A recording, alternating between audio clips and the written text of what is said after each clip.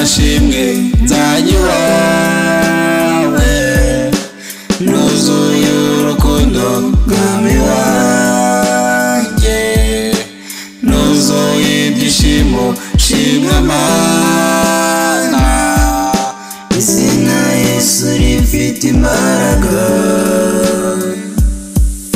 imbabazi wangiriye mu bihe bikomeye narazibonye Yesu, mwami ndagushima, warankunze ndabimenya,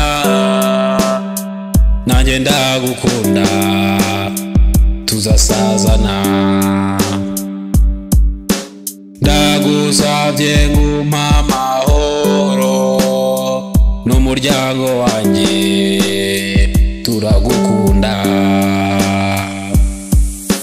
Ndagusabye ngujyumpa imbabazi, sindi ntungane ndi umunyabyaha,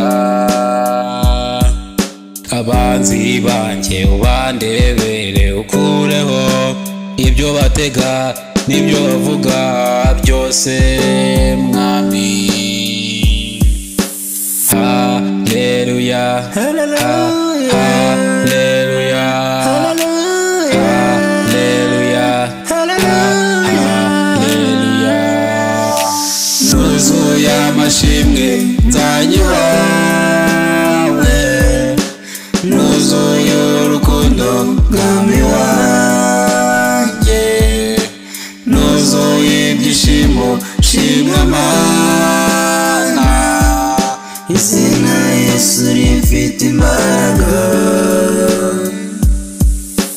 imirimo yawe Mana ni icyubahiro, ibitangaza byawe ntawabihakana.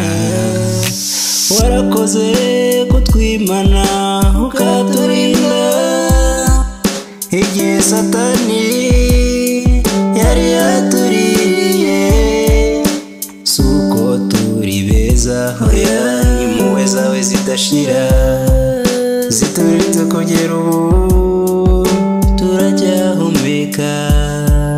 Hari ubwo mba nihebye nananiwe kugenda, ukamfata ukuboko ngo unkomeze mu rugendo.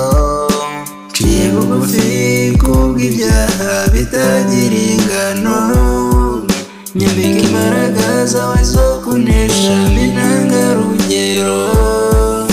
Nyigisha guca bugufi buri munsi mwami, uhora unyishimira maze ngwiza imbaraga. Sindi mwiza hoya, ingeso zanjye si nziza,